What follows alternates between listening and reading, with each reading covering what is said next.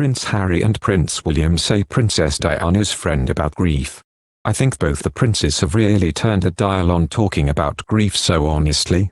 And also about mental health, said Julia Samuel, a grief counselor and the late royal icon's close friend.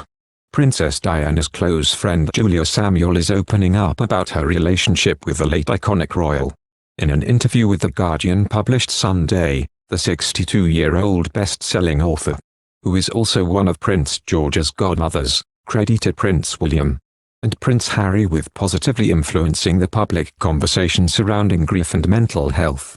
I think both the princes have really turned a dial on talking about grief so honestly and also about mental health.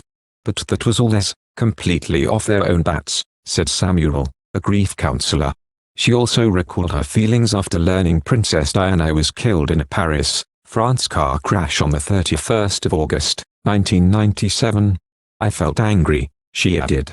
I was angry that she died, and shocked, and I couldn't really understand it all. I mean, I understand it better now. I understand that people felt they really knew and loved her. But I still feel sad today. When asked about her ties to the royal family, she added, well, I feel lucky I was such a good friend of Princess Diana. And I really love my godson, George. And it's a lovely way of loving her. The books of Samuel, a widely acclaimed pioneer of pediatric psychotherapy, often center around trauma and change. Throughout the span of her career, many have sought her expertise on bereavement. I feel that in some ways, my professional life is completely separate from my friendships and private life. But, of course, nothing is separate. Who I am and who I know is also part of my professional self. And so, that's me, added Samuel. Over the years both princes have been open about their own personal struggles with mental health. Prince William's work as an air ambulance helicopter pilot helped inspire him to spread awareness about the importance of supporting mental health and well-being. We know mental health has been a taboo and a stigma for a long time all around the world. And it still is, he said in a previous interview. I'd like to think, in the UK here and the US, it's much more talked about, and it's opening up. But there's still a deep-rooted fear of understanding it. And we all need to go through a process of understanding why rather than just give in to those feelings and say, listen, it's me. I'm the problem, it's not. It really isn't you. And you're not alone, and it's okay. It's about what you do next. It's about having that boldness and that openness. And that strength to go, it's going to be a long journey. It's not going to be easy, but I'm going to get there. Prince Harry previously spoke publicly about the path that led him to therapy. In an emotional revelation in the Apple TV Plus docuseries Is the Me You Can't See, co-created by Oprah Winfrey and Prince Harry, the Duke of Sussex spoke openly about his mental health journey, sharing that he has been in therapy for 4 years to heal myself from the past. He also revealed that it was his wife Meghan Markle who encouraged him to seek help. I saw doctors, I saw therapists, I saw alternative therapists. I saw all sorts of people. But it was meeting and being with Meghan. I knew that if I didn't do therapy and fix myself, that I was going to lose this woman who I could see spending the rest of my life with, he shared at the time.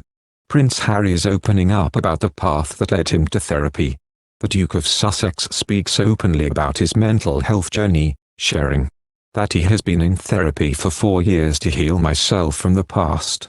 He also reveals that it was his wife Meghan who encouraged him to seek help. I saw doctors, I saw therapists, I saw alternative therapists. I saw all sorts of people. But it was meeting and being with Meghan. I knew that if I didn't do therapy and fix myself, that I was going to lose this woman who I could see spending the rest of my life with, he shares. His challenges follow the death of his mother, Princess Diana, in 1997. Harry, who was just 12 years old at the time, says that during his childhood, teen years and 20s, I wasn't in an environment where it was encouraged to talk about it either, that was sort of, like, squashed. In a searingly honest conversation with Oprah in the series, Harry said he would have his head in the sand and just crack on.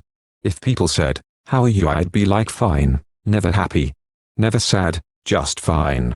Fine was the easy answer. But I was all over the place mentally, he reveals. Every time I put a suit and tie on and having to do the role and sort of like go, let's go. Before I even left the house I was pouring with sweat, my heart rate was. I was in fight-or-flight mode. Panic attacks, severe anxiety. So, age 28 to probably 32 was a nightmare time in my life, freaking out, he admits. People who are hurt, understandably hurt, from their upbringing, their environment. What's happened to them, what they've been exposed to, what they've seen, whatever it is, if you don't transform, if you don't process it, then it ends up coming out and in all sorts of different ways and you can't control, he says. Thank you for watching.